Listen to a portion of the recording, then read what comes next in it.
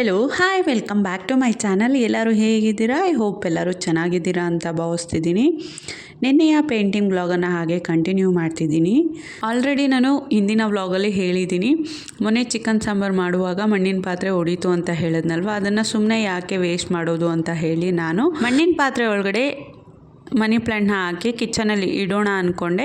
So ಹಾಗೆ ಪ್ಲೇನಾಗೆ ಮಣ್ಣಿನ ಪಾತ್ರೆ ಇಟ್ಟರೆ ಅಷ್ಟು ಚೆಂದ ಕಾಣಲ್ಲ. ಕಿಚನಲ್ಲಿ ಇಡ್ತೀವಿ, ಆಗಾಗ ವೀಡಿಯೋಸು ಸಹ ನಾವು ಮಾಡ್ತಿರ್ತೀವಲ್ವ, ಸ್ವಲ್ಪ ಅಟ್ರಾಕ್ಟಿವ್ ಆಗಿ ಕಾಣಲಿ ಅಂತ ನಾನು ಮಣ್ಣಿನ ಪಾತ್ರೆಗೆ ಸ್ವಲ್ಪ ಪೇಂಟಿಂದ ಡಿಸೈನ್ ಮಾಡ್ತಿದ್ದೀನಿ.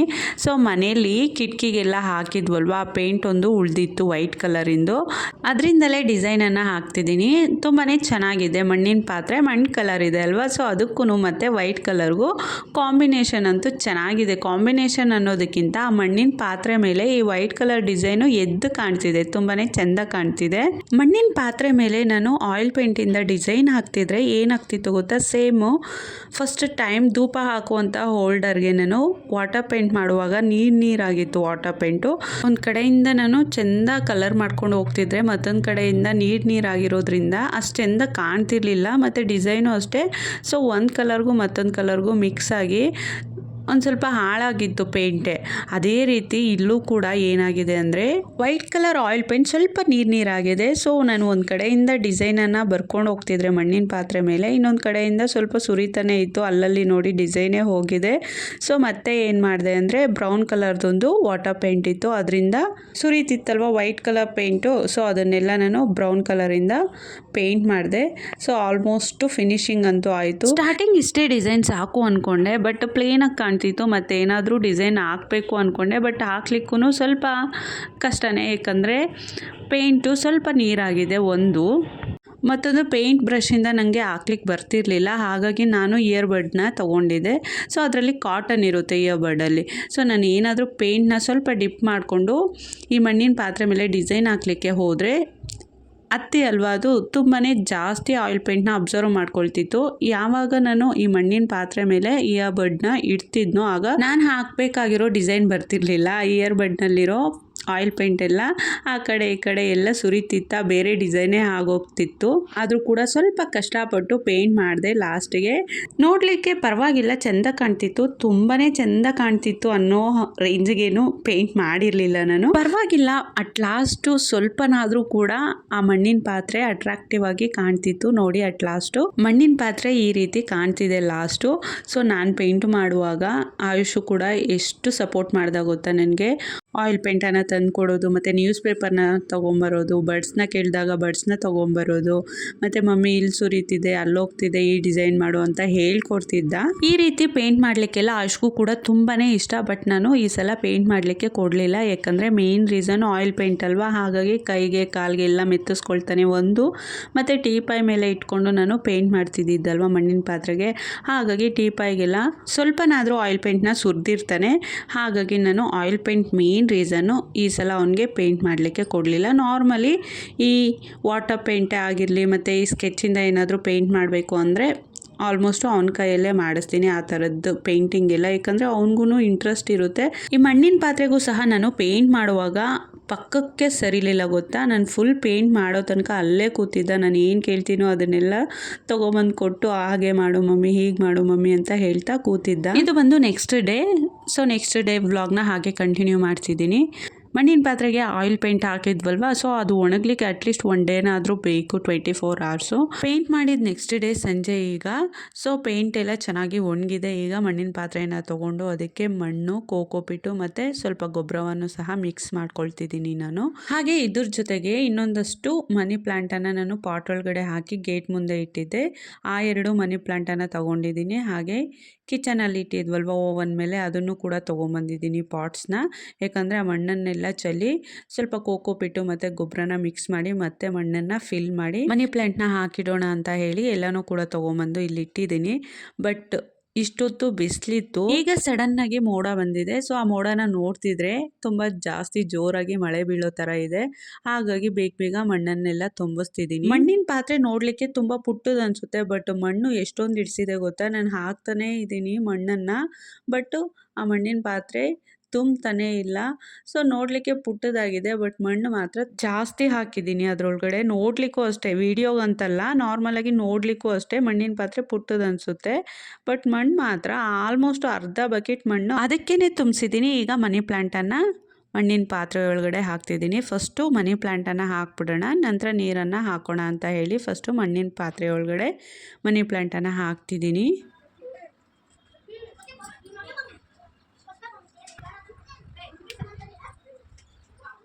ಕಿಚನ್ನಲ್ಲಿ ನಾನು ಒಂದಷ್ಟು ಮನಿ ಪ್ಲ್ಯಾಂಟನ್ನು ಇಟ್ಟಿದ್ದೆ, ಅದ್ರ ಜೊತೆ ಒಂದು ಅಲೋವೆರಾ ಗಿಡನೂ ಸಹ ಇಟ್ಟಿದ್ದೆ.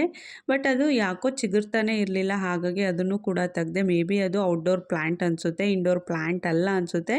ಅದು ಚಿಗುರು ಬರಲಿಕ್ಕೆ ಸೂರ್ಯನ ಬಿಸಿಲು ಬೇಕು ಅನಿಸುತ್ತೆ ಅದಕ್ಕೆ, ಹಾಗಾಗಿ ಚಿಗುರು ಬಂದಿಲ್ಲ. ಸೊ ಅದಕ್ಕೋಸ್ಕರ ನಾನು ಆ ಗಿಡನ ಸಂಪೂರ್ಣ ತೆಗೆದು ಈಗ ಅದರಲ್ಲಿರುವಂತಹ ಮಣ್ಣನ್ನು ಸಹ ನಾನು ಹೊರಗಡೆ ಹಾಕಿ ಬೇರೆ ಮನಿ ಪ್ಲ್ಯಾಂಟನ್ನು ಹಾಕೋಣ ಆ ಪಾಟ್ಗೆ ಅಂತ ಹೇಳಿ ಅದನ್ನು ಕೂಡ ತೆಗಿತಿದ್ದೀನಿ.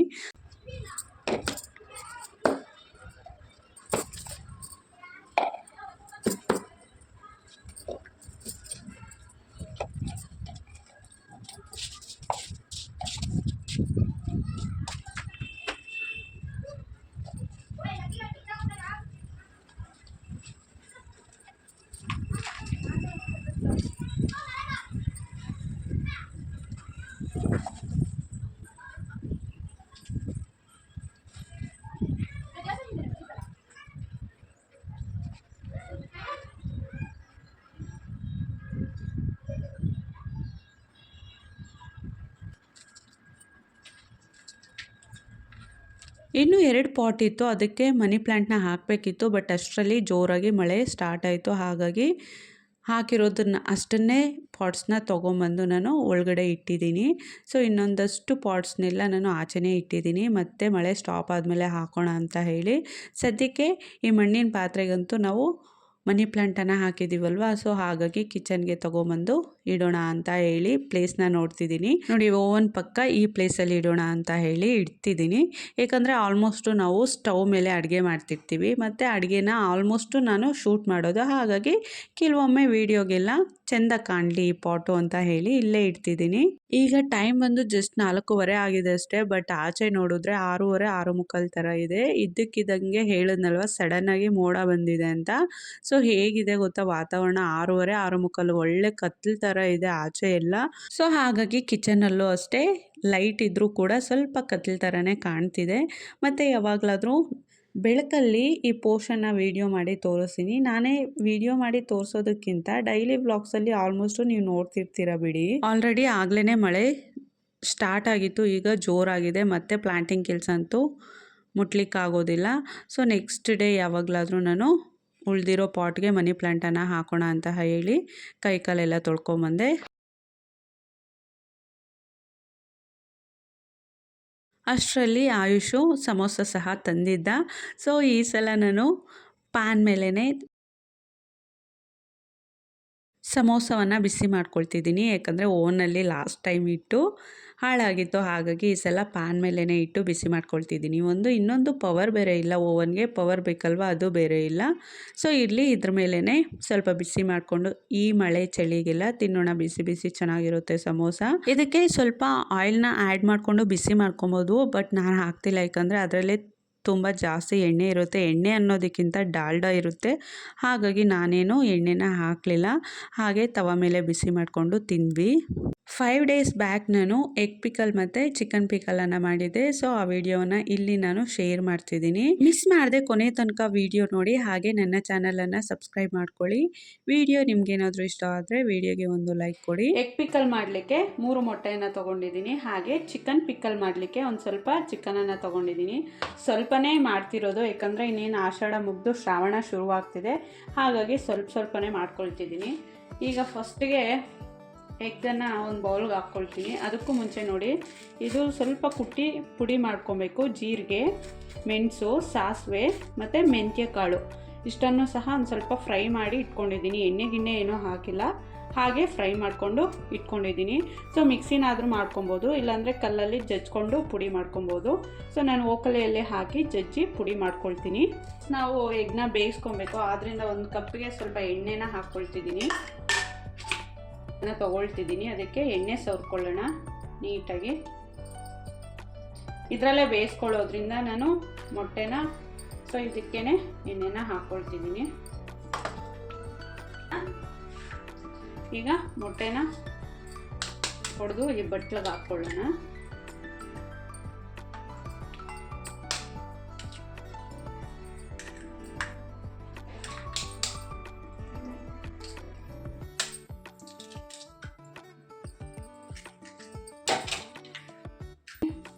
ನೋಡ್ಕೊಂಡು ಒಂದು ಸ್ವಲ್ಪ ಸಾಲ್ಟ್ನ ಹಾಕ್ಕೊಳ್ಳಿ.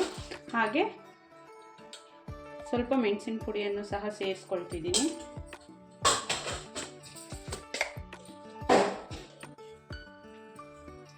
ಹಾಗೆ ಅರಿಶಿನವನ್ನು ಕೂಡ ಸೇರಿಸ್ಕೊಳ್ತಿದ್ದೀನಿ. ಇಷ್ಟನ್ನು ಹಾಕಿ ಚೆನ್ನಾಗಿ ಮಿಕ್ಸ್ ಮಾಡ್ಕೊಳ್ಳೋಣ. ಇದನ್ನು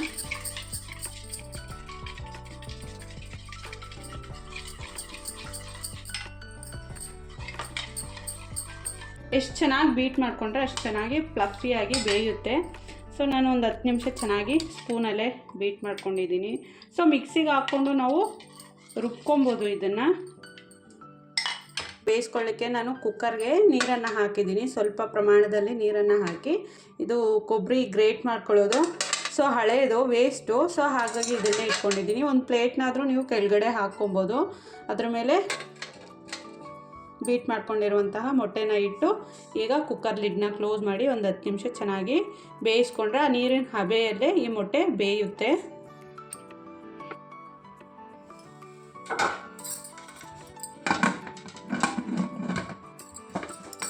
ವಿಸಿಲ್ ಏನು ಹಾಕೊಳ್ಳೋದು ಬೇಡ, ಹಾಗೆ ಬೇಯಿಸ್ಕೊಳ್ಳೋಣ ಒಂದು 10 ನಿಮಿಷ. ಮೊಟ್ಟೆ ಬೇಯೋಷ್ಟರಲ್ಲಿ ಹುರ್ಕೊಂಡಿದ್ವಲ್ವ ಜೀರಿಗೆ, ಮೆಣಸು, ಸಾಸಿವೆ ಮತ್ತು ಮೆಂತ್ಯಕಾಳು ಇದನ್ನು ಕುಟ್ಟಿ ಪುಡಿ ಮಾಡ್ಕೊಳ್ಳೋಣ.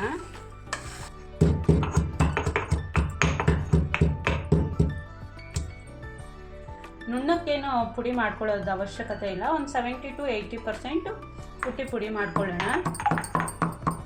ಹಾಗೆ ಜೀರಿಗೆ ಮೆಣಸೆಲ್ಲ ಹುರಿದು ಹಾಕ್ಕೊಂಡಿರೋದಕ್ಕೆ ಕುಟ್ಟುತ್ತಿದ್ರೆ ಎಷ್ಟು ಘಮ್ ಅಂತಿದೆ ಗೊತ್ತಾ, ಅದರ ಅರೋಮ ಎಲ್ಲ ಚೆಂದ ಬರ್ತಿದೆ, ಘಮ ಘಮ ಅಂತ. ಹುರಿದು ಹಾಕ್ಕೊಂಡಿರೋದ್ರಿಂದ ಸ್ವಲ್ಪ ಬೇಗನೆ ಪುಡಿ ಆಗುತ್ತೆ ನೋಡಿ. ಸಾಕು.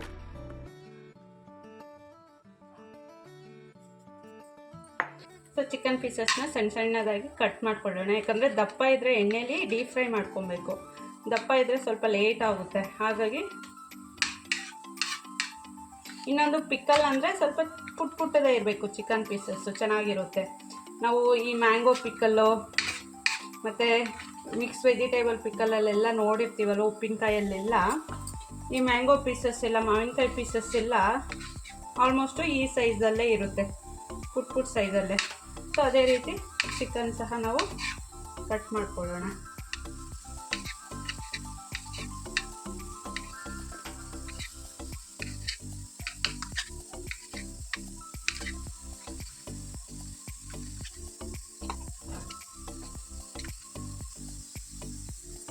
ಇಷ್ಟ ಆಗಿದೆ. ಆಲ್ರೆಡಿ ನಾನು ಈ ಚಿಕನ್ನ ಒಂದು 3 ಸಲ ತೊಳೆದು ಇಟ್ಕೊಂಡಿದ್ದೀನಿ. ಮೊಟ್ಟೆ ಸೈಡಲ್ಲಿ ಬೇಯ್ತಿದೆ. ಈಗ ಚಿಕನ್ ಪಿಕ್ಕಲ್ ಮಾಡ್ಕೊಳ್ಳೋಣ ನಾವು. ಸೊ ಒಂದು ಪುಟ್ಟದಾದಂತಹ ಬಾಣಲೆಯನ್ನು ತೊಗೊಂಡು ಅದಕ್ಕೆ ಎಣ್ಣೆನ ಹಾಕ್ಕೊಂಡಿದ್ದೀನಿ. ಸೊ ಎಣ್ಣೆ ಬಿಸಿ ಆಗಿದೆ.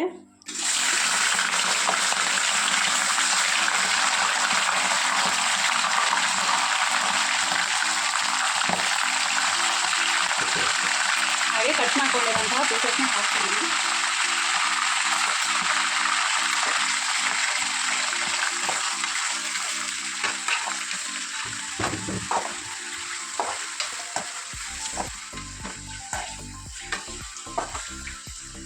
ಎಣ್ಣೆಲಿ ಚೆನ್ನಾಗಿ ಡೀಪ್ ಫ್ರೈ ಮಾಡ್ಕೊಬೇಕು ನಾವು.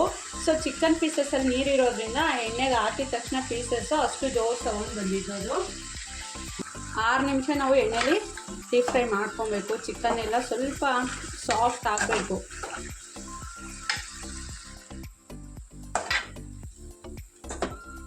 ನೋಡಿ ಫ್ರೈ ಆಗಿದೆ, ಡೀಪ್ ಫ್ರೈ ಚೆನ್ನಾಗಿ.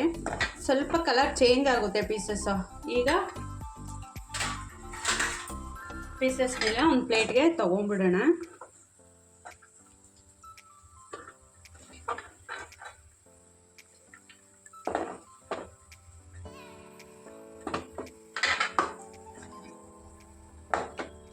ಈಗ ಎಣ್ಣೆನ ನೋಡ್ಕೊಳ್ಳಿ, ಸೊ ಜಾಸ್ತಿ ಇದ್ದರೆ ಒಂದು ಸ್ವಲ್ಪ ತೊಗೊಳ್ಳೋಣ. ಸ್ವಲ್ಪ ಜಾಸ್ತಿ ಇದೆ ಅನ್ನಿಸ್ತಿದೆ. ಇದರಲ್ಲಿ ಎಗ್ ಪಿಕಲ್ನ ಮಾಡ್ತೀನಿ, ಹಾಗಾಗಿ ಇದಕ್ಕೆ ಒಂದು ಸ್ವಲ್ಪ ಎಣ್ಣೆನ ಹಾಕ್ಕೊಳ್ತಿದ್ದೀನಿ. ಸೊ ಇಷ್ಟು ಎಣ್ಣೆ ಆದರೆ ಸಾಕಾಗುತ್ತೆ ಇದಕ್ಕೆ. ಈಗ ಇದಕ್ಕೆ ಶುಂಠಿ ಬೆಳ್ಳುಳ್ಳಿ ಪೇಸ್ಟನ್ನು ಹಾಕ್ಕೊಳ್ಳೋಣ. ಚೆನ್ನಾಗಿ ಫ್ರೈ ಮಾಡ್ಕೊಬೇಕು ಶುಂಠಿ ಬೆಳ್ಳುಳ್ಳಿ ಪೇಸ್ಟ್ನ.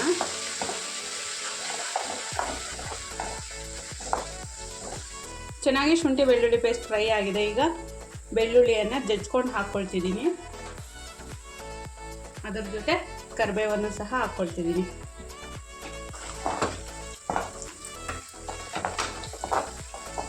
ಬೆಳ್ಳುಳ್ಳಿ ಒಂದು 2 ಮಿನಿಟ್ಸು ಚೆನ್ನಾಗಿ ಫ್ರೈ ಆಗಲಿ. ಅದರಲ್ಲಿ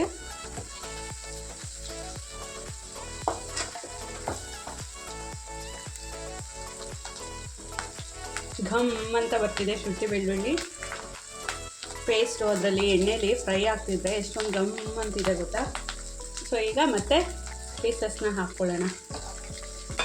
ಎಣ್ಣೆಲಿ ಡೀಪ್ ಫ್ರೈ ಮಾಡ್ಕೊಂಡಿದ್ವಲ್ವ, ಆ ಪೀಸಸ್ನ ಹಾಕಿ ಸ್ಟವ್ನ ಆಫ್ ಮಾಡ್ಕೊಂಡಿದ್ದೀನಿ.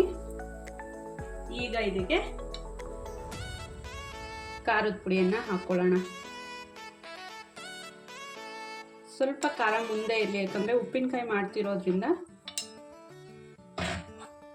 ಸ್ವಲ್ಪ ಖಾರನೇ ಇರಬೇಕು. ನಂತರ ಒಂದು ಸ್ಪೂನು ಧನಿಯಾ ಪುಡಿ. ಆ್ಯಕ್ಚುಲಿ ಧನಿಯಾ ಹುರ್ಕೊಂಡು ಪುಡಿ ಮಾಡಿಕೊಂಡ್ರೆ ತುಂಬಾ ಚೆನ್ನಾಗಿರುತ್ತೆ. ಬಟ್ ಮನೆಯಲ್ಲಿ ಧನಿಯಾ ಯೂಸ್ ಮಾಡೋದಿಲ್ಲ, ಧನಿಯಾ ಪುಡಿ ಇದೆ, ಹಾಗಾಗಿ ಧನಿಯಾ ಪುಡಿಯನ್ನು ಹಾಕ್ತಿದ್ದೀನಿ. ಅದ್ರ ಜೊತೆಗೆ ಗರಂ ಮಸಾಲ ಒಂದು ಅರ್ಧ ಸ್ಪೂನು ಗರಂ ಮಸಾಲವನ್ನು ಹಾಕ್ಕೊಳ್ಳೋಣ, ಮಿಕ್ಸ್ ಮಾಡ್ಕೊಳ್ಳೋಣ. ಸೊ ಅದಕ್ಕಿಂತ ಮುಂಚೆ ಸಾಲ್ಟ್ನ ಹಾಕಬೇಕಲ್ವಾ.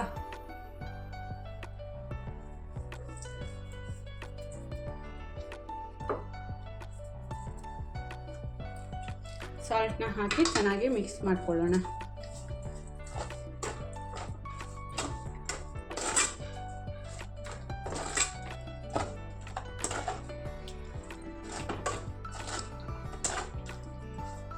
ಹಾಗೆ ಇದನ್ನೆಲ್ಲ ಮಿಕ್ಸ್ ಮಾಡ್ಕೊಂಡಿದ ನಂತರ ನಾನು ಲಾಸ್ಟ್ಗೆ ಮೆಣಸು ಸಾಸಿವೆ ಎಲ್ಲ ಹುರಿದು ಪುಡಿ ಮಾಡ್ಕೊಂಡಿದ್ವಲ್ವ, ಆ ಪುಡಿಯನ್ನು 1.5 ಸ್ಪೂನ್ ಆದಷ್ಟು ಹಾಕ್ತಿದ್ದೀನಿ.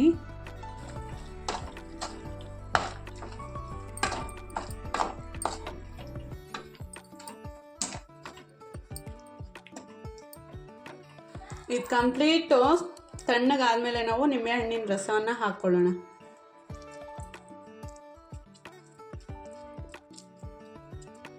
ನಾನೊಂದು ಫುಲ್ ನಿಂಬೆಹಣ್ಣಿನ ರಸವನ್ನು ಹಾಕ್ಕೊಳ್ತಿದ್ದೀನಿ.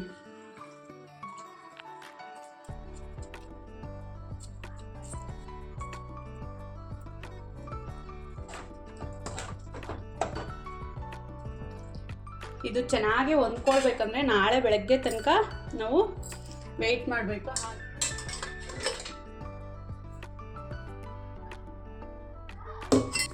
ಜಾಸ್ತಿ ಬೇಯಿಸ್ಕೊಂಬಿಟ್ಟಿದ್ದೀನಿ, ಹಾಗಾಗಿ ನೋಡಿ ಸ್ವಲ್ಪ ಹೀಗಾಗಿದೆ. ಈಗ ಬೆಂದಿರುವಂತಹ ಮೊಟ್ಟೆನ ತೊಗೊಂಡಿದ್ದೀನಿ. ಇದನ್ನು ಸಣ್ಣದಾಗಿ ಪೀಸಸ್ ಮಾಡ್ಕೊಳ್ಳೋಣ. ಕೇಕ್ ಕಟ್ ಮಾಡ್ತೀವಲ್ವ ಅದೇ ರೀತಿ ಕಟ್ ಮಾಡ್ಕೊಳ್ಳೋಣ.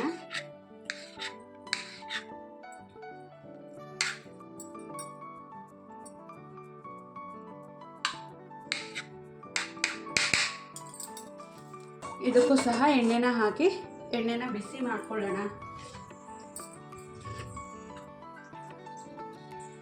ಸೊ ಎಣ್ಣೆ ಬಿಸಿ ಆಗಿದೆ, ಮೊಟ್ಟೆನ ಹಾಕ್ಕೊಳ್ಳೋಣ. ಅದಕ್ಕೆ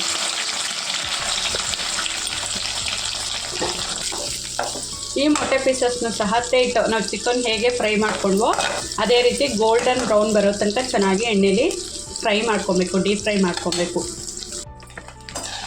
ನೋಡಿ ಚೆನ್ನಾಗಿ ಗೋಲ್ಡನ್ ಬ್ರೌನಿಶ್ ಬಂದಿದೆ. ಇದನ್ನು ಒಂದು ಪ್ಲೇಟ್ಗೆ ತಗೊಂಡ್ಬಿಡೋಣ.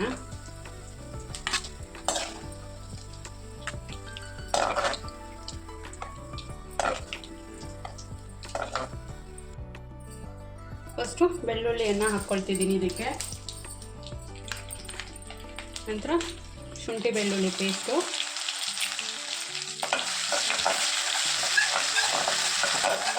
ಶುಂಠಿ ಬೆಳ್ಳುಳ್ಳಿ ಪೇಸ್ಟು ಹಸಿ ಸ್ಮೆಲ್ ಹೋಗೋ ತನಕ ಚೆನ್ನಾಗಿ ಫ್ರೈ ಮಾಡ್ಕೊಳ್ಳೋಣ.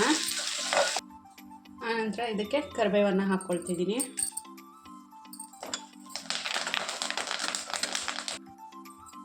ಹಾಗೆ ಇದಕ್ಕೆ ಮೊಟ್ಟೆಯನ್ನು ಕೂಡ ಸೇರಿಸ್ಕೊಳ್ಳೋಣ.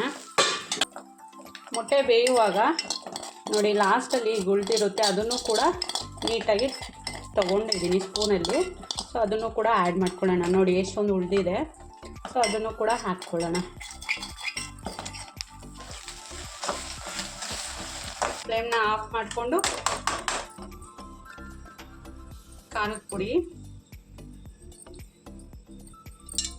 ಹಾಗೆ ಧನಿಯಾ ಪುಡಿ, ಗರಂ ಮಸಾಲ ಹಾಗೆ ಜಜ್ಜಿಟ್ಕೊಂಡಿದ್ವಲ್ವಾ, ಸೊ ಜೀರಿಗೆ ಮೆಣಸು ಸಾಸಿವೆ ಆ ಪುಡಿಯನ್ನು ಹಾಕ್ಕೊಂಡು ಸಾಲ್ಟ್ನ ಹಾಕ್ಕೊಳ್ಳೋಣ.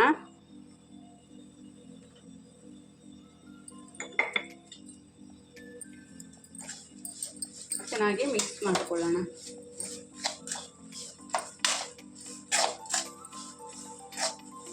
ಇದಕ್ಕೂ ಸಹ ಫ್ಲೇಮ್ನ ಆಫ್ ಮಾಡಿ ಒಂದು ಸ್ವಲ್ಪ ತಣ್ಣಗಾದ್ಮೇಲೆ ನಿಂಬೆಹಣ್ಣಿನ ರಸವನ್ನು ಹಾಕ್ಕೊಳ್ತಿದ್ದೀನಿ. ಒಂದು ನಿಂಬೆಹಣ್ಣನ್ನು ತೊಗೊಂಡಿದ್ದೀನಿ.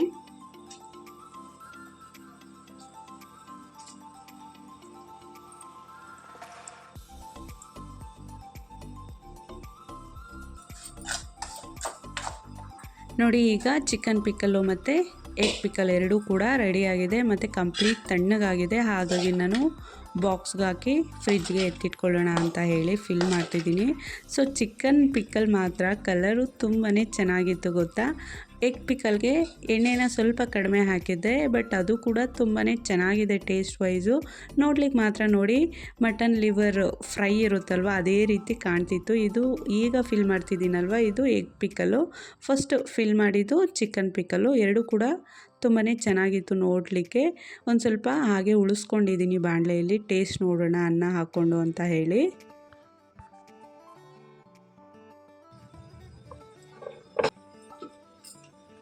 ಫ್ರಿಜ್ಜಲ್ಲಿ ಎತ್ತಿಟ್ಕೊಳ್ಳೋಣ. ಇದು ಕೂಡ ಫ್ರಿಜ್ಜಲ್ಲಿ ಎತ್ತಿಟ್ಕೊಳ್ಳೋಣ.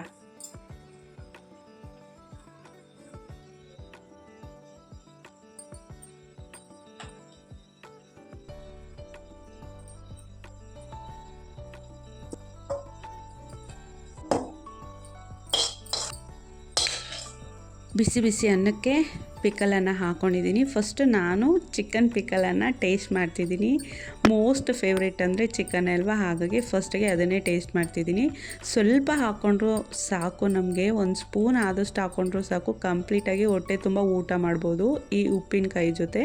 ಮತ್ತು ಸಿಂಪಲ್ಲಾಗೂ ಸಹ ಮಾಡ್ಕೊಬೋದು. ನಂಗೆ ಅನ್ಸೋ ಪ್ರಕಾರ ಈ ಚಿಕನ್ ಉಪ್ಪಿನಕಾಯಿ ಮತ್ತು ಎಗ್ ಉಪ್ಪಿನಕಾಯಿನ ತುಂಬ ಕ್ವಾಂಟಿಟಿ ಜಾಸ್ತಿ ಮಾಡಿಕೊಂಡು ಒಂದು 3 ತಿಂಗಳು 6 ತಿಂಗಳು ಆ ರೀತಿ ಇಟ್ಕೊಂಡು ತಿನ್ನೋದಕ್ಕಿಂತ ವೀಕ್ಲಿ 1 ಟೈಮು ಇಲ್ಲಾಂದರೆ ಅಟ್ಲೀಸ್ಟ್ 15 ಡೇಸ್ಗೆ 1 ಟೈಮು ಫ್ರೆಶ್ ಆಗಿ ಈ ರೀತಿ ಸ್ವಲ್ಪ ಚಿಕನ್ನು ನಾನು ಇವತ್ತು ಒಂದು 3 ಮೊಟ್ಟೆ ಹಾಕಿದ್ದೀನಿ ಅಷ್ಟೇ. ಅಷ್ಟು ಮೊಟ್ಟೆಯನ್ನು ಹಾಕಿ ಸ್ವಲ್ಪನೇ ಮಾಡಿಕೊಂಡು ಅಟ್ಲೀಸ್ಟ್ 15 ಡೇಸ್ಗೊಮ್ಮೆ ಫ್ರೆಶ್ ಆಗಿ ಈ ರೀತಿ ಉಪ್ಪಿನಕಾಯಿ ಮಾಡಿಕೊಂಡು ಮನೇಲಿ ಇಟ್ಕೊಂಡು ಡೈಲಿ ಒಂದು ಚೂರು ಹಾಕ್ಕೊಂಡು ಹೊಟ್ಟೆ ತುಂಬ ಊಟ ಮಾಡ್ಬೋದು. ತುಂಬಾ ಚೆಂದ ಇದೆ. ಸೊ ಚಿಕನ್ ಪಿಕ್ಕಲ್ ಮಾತ್ರ ಆಸಮ್ ಅಂತ ಹೇಳ್ಬೋದು. ಉಪ್ಪು ಖಾರ ಮಸಾಲೆ ಎಲ್ಲನೂ ಕೂಡ ಚೆಂದ ಹಿಡ್ದಿದೆ. ಈಗ ಎಗ್ ಪಿಕ್ಕಲ್ ಟೇಸ್ಟ್ ಮಾಡ್ತಿದ್ದೀನಿ. ಒಂದು ಸ್ವಲ್ಪ ಉಪ್ಪು ಜಾಸ್ತಿ ಆಗಿದೆ ಅನ್ನಿಸ್ತಿದೆ ನನಗಂತೂ ಈ ಎಗ್ ಪಿಕ್ಕಲಲ್ಲಿ, ಬಟ್ ಆದರೂ ಕೂಡ ತಿನ್ಕೊಬೋದು. ಪಿಕ್ಕಲಲ್ಲಿ ಏನಾದರೂ ಉಪ್ಪು ಖಾರ ಸ್ವಲ್ಪ ಜಾಸ್ತಿ ಆದರೆ ಸ್ವಲ್ಪ ವೈಟ್ ರೈಸ್ನ ಹಾಕ್ಕೊಬೇಕಷ್ಟೆ. ಸೊ ಲೈಟಾಗಿ ಉಪ್ಪಿನಕಾಯಿ ಹಾಕ್ಕೊಂಡು ತಿನ್ಬೋದು. ತುಂಬಾ ಚೆನ್ನಾಗಿದೆ ಎರಡೂ ಕೂಡ. ಈ ವ್ಲಾಗ್ನ ನಾನು ಇಲ್ಲಿಗೆ ಎಂಡ್ ಮಾಡ್ತಿದ್ದೀನಿ. ಐ ಹೋಪ್ ಎಲ್ಲರಿಗೂ ಸಹ ಈ ವ್ಲಾಗ್ ಇಷ್ಟ ಆಗಿರುತ್ತೆ ಅಂತ ಭಾವಿಸ್ತಿದ್ದೀನಿ. ಸೊ ಯಾರಿಗೆಲ್ಲ ಈ ವ್ಲಾಗ್ ಇಷ್ಟ ಆಗಿದೆಯೋ ಹಾಗೆ ವಿಡಿಯೋಗೆ ಒಂದು ಲೈಕ್ ಕೊಡಿ. ಮಿಸ್ ಮಾಡದೆ ನನ್ನ ಚಾನಲನ್ನು ಸಬ್ಸ್ಕ್ರೈಬ್ ಮಾಡ್ಕೊಳ್ಳಿ. ಎಲ್ಲರಿಗೂ ಕೂಡ ಥ್ಯಾಂಕ್ ಯು.